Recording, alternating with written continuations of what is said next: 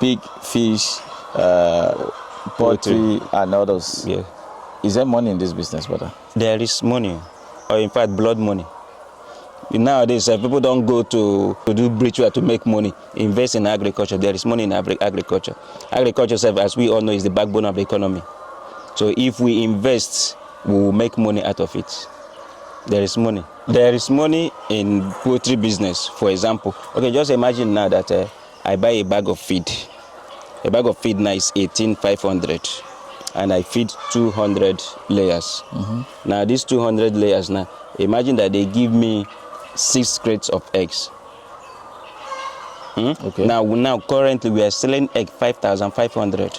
6 crates daily? Yes, 6 crates for the 5 bags, for the 1 bag of 200 bags. That is daily? Daily. Okay. I'm using it as an example. Okay. Now each bag goes for 200 bags, 200 beds. Okay. Now these 200 beds are expected to give us 5 to 6 crates of egg. Now assuming that we sell them now 5,500 per crate times 6. You see how it's just now compared to the 2,000 layers and 10 bags of feed. Now we'll go to the piggery side. Piglets. Piglet, the small babies are called piglets. Piglet now is sold for 50,000 naira. 50,000? Yes, for our long breed. So now, and our beds, our piggery fowls for 10 to 15. The one that fowls there now is 15 piglets. So if we are selling 50,000 times 15, and their feed weight over is 15,000, PKC is 9,000. You see how the money is being turned up. That's amazing. There's too much money in agriculture. There is so much money in agriculture. That's amazing. That's very, very huge. Now a kilo of fish, now if we come to fish, now a kilo of fish now currently is 3,500. And it tends to increase this period. And we know that they will increase price for feed. So plus or minus by the end of this month, we'll be selling a kilo of fish for 4,000. So if we have like 20,000 fishes, now we sell a kilo for 4,000. And now we have a fish that one can give us 2 kilos. That is, if you are selling 4,000, now that is 8,000 naira per fish. Times it by 1,000 fishes. With small efforts, you make much money. Wow. It's a bright morning, and we are at the beautiful serenity of Royal Farms. Good day, I'm Ayon, and welcome to AGRICDECK. On today's episode, we're going to be discussing with an integrated farmer with livestock and crops. My name is Oriak Obina. People know me as agricultural priest. Okay. And we are in Royal International Farm and Estate Limited. Here is the farm unit that we produce everything in brackets, everything in life for a farm, for human consumption. We have the poultry section, we have the fishery, we have the piggery, we have the mushroom, and we have the crops. In crops, we have both exotic crops and Nigerian crops. Okay. You're welcome. That's amazing. Thank you, sir. Exotic crop. Yes, sir. What are exotic crops? Exotic crops are the foreign crops, the one that we don't produce here. The seeds are not here. Like lettuce, we don't produce lettuce here. You buy the seed outside. And some of us have think that we don't produce lettuce in Nigeria. Some people think that they import lettuce. In Royal Farm, we produce lettuce. We don't import. Okay. Spinach, parsley, spring onions, all those crops that are not commonly found in this part of Nigeria, we produce them in Royal Farm. Okay. Then the Nigerian crops, water leaf, vegetable, and other leaves. Okay, that's amazing. So how did you get started with this farm? The farm has been existing for 30 years now. Okay. So managers, experts come and go. Okay. Just like generation comes and go. Okay, thank you, brother. Thank you, sir. So what is your daily activity operation in this farm like? Okay, my operation as a manager, when I come to the office, I go to various units. Now, if I come to the poultry section, I go to the layers. I make sure that their food has been given to them. because we have a specific food to give to them, like 10 bags every day. So we make sure that the food has been given to them, the feed. Then I check the water, make sure that there is water in their overhead tank. Then I check the eggs. Okay. Because I know how many, I know the egg production every day. Then I check the record, know when to give them vaccine and when to give them drugs. Okay. Then I go to the broilers, check their feeder, make sure that there is food, there is feed in their feeder, there is water. If when to give them vaccine, I check. I go to crop, make sure that when to plant, what to plant, and how to plant it. The time I monitor that. Then I go to mushroom.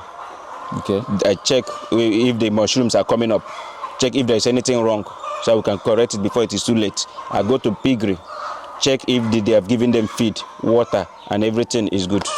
So do you have like people who work in the farm? Yes. How many workers do you have? I have units. Different I have units. I have people in the various units. Okay. I have people in the poultry section. I have people in the fish, people in the pig, people in the mushroom, and people in the crop. Okay. How do you manage your feed so that you remain sustainable and profitable? Sir, it's not been easy, but for a business that have a purpose and a focus, we keep moving. The price for feed this period is not smiling. At every day, they keep increasing price. So we do our best to buy, to maintain the market and maintain our customers. Okay. Are you producing feeds here or No, you buy for now we commercial? don't produce, we buy from the commercial company. But you have a large farm. Yes, we have. Looking at it, to the cost of materials to produce feed now is very expensive. Okay. So for now we buy feed. Okay. For now you buy feed. But we have a feed mill. Okay. We have a feed mill. We have machines.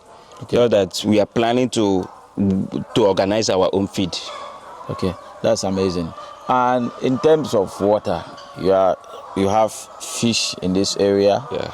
Catfish, like you Yes. mentioned. Yeah. You have broilers and pigs Yeah.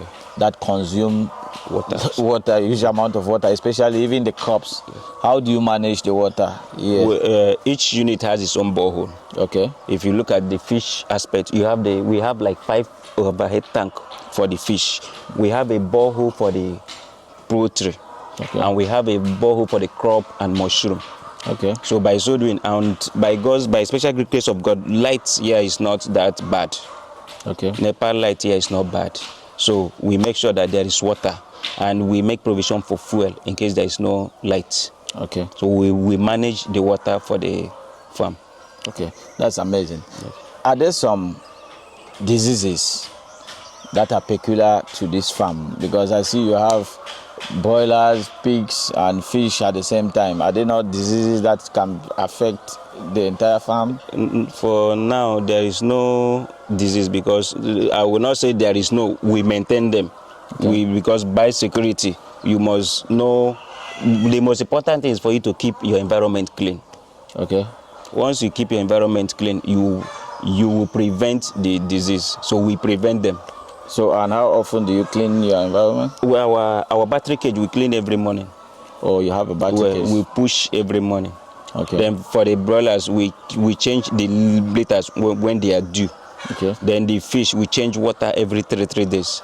Then the piggery, we clean every morning. Every morning? Yes. Okay. That's amazing. Wow. My brother, are there some mistakes you've made in the past regarding farming or agriculture that you think every other young farmers should be aware and prevent? Yes, because as a farmer, you must come across mistakes. From the fishery aspect, I made a mistake in crossbreeding. I used a parent stock that is not up to a year plus Okay. to hatch, and he gave me 20,000 fish fingerlings. I was very happy. After 2 weeks, all of them died all. Why? What was the problem? Because of the parent stock. Was it matured? It was not matured. So you advise every... So I advise every farmer that want to go into fishery should monitor the parent stock. Some of the sellers will tell you that this one is up to 1 year plus. They will give you a fish that is not up to matured, that is not matured to hatch. So we need to understand these common things to avoid the mistake. Then also in the layers aspect, there was a time that I run out of feed to buy because of the process of the company. So my birds that were laying for 60 crates reduced to 40 crates in 2 days. Because if you don't feed them in the right time, the production will come down. So you don't need the feed to constantly lay those eggs. Yes, the feed. That what we're saying now is they need the feed to lay. If you skip their feeding 1 hour, it will affect you with either 2 crates of egg gone. So it punishes you immediately. Immediately. Oh, that's amazing. That's amazing. And for your crops, how do you manage your crops? We have lands. Okay. We have lands, so we know when to plant. In fact, in the farm here, we plant every season. Okay. The crops that are not in the right sense, they will not come up during the harmattan. Will come up here because we use water and manure. Okay. Regular. So at every given time, we have all the crops available. Speaking of manure, The litters, right? yes. So everything we get from the farm goes to the farm. Okay. So you don't have to sell or throw anything away? No, everything here is important too. Even the piggery litter, the fish water, the poultry, the broilers, everything is important. The horse. You have horses? Yes, here? we have horses. Oh, we okay. have goats. Okay. That's amazing. So, Papa, thank you so much. Thank you, sir. What advice do you have for our viewers out there? One is, if you don't ask, you will not know. So for you to go into the system, you need to ask people that are in the system what they do, how they do it. Now, before farming is good, before you go into farming, consult people that are in farming, find out what they do, pay for it. In fact, I will advise you to pay to get the knowledge, because if the knowledge is not being paid for, you will misuse it. So when you pay for the knowledge, get the knowledge, you will now know how to use the knowledge, and you will value the knowledge. Just like, for example, now we go to school, we pay school fees. Yes. Now you know that you must pass so that your school fees will not be in vain. And you know that you must read, get the knowledge, write the exam and pass, so that you will use the knowledge in future. So the same thing in farming.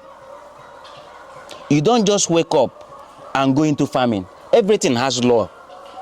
Everything has principle. If you don't understand the law of water, you will not use water. That's true.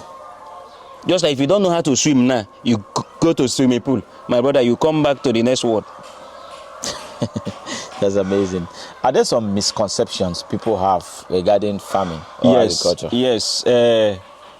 Yes. In fact, they misunderstood agriculture and farming. Okay. When I tell people that I'm a farmer, they say you should be in the village. Oh, okay. But they don't know that economy now has turned everything into farming. Look at us now. Look at you, you are a farmer. See how fresh you are. Okay. So now they don't understand what the farming is now in this economy. So you don't need to be in the village to be a farmer. In fact, there is what we call vertical farming. Vertical farming, you can use your house and farm and produce everything every day in the house. Greenhouse farming. Greenhouse farming. So people misunderstand that. We actually had a discussion with one of the greenhouse farmers, the biggest in Africa. I say Samson Ogbonle. Shout out to Samson. Yes. We did a good interview with him concerning this same stuff. Okay. Yes. My brother, Thank you. Thank you so much for having us. Thank you. It's been a pleasure. Thank you. Sir. Thank you. Thank you so much. Yes, sir. Dear viewers, thank you for watching. The farm is royal. Indeed, there's royalty in the farm. Thank you for watching. If you are new to our channel, kindly subscribe, click the notification bell, like, comment, so you never miss an episode on agriculture that matters. Until then, peace.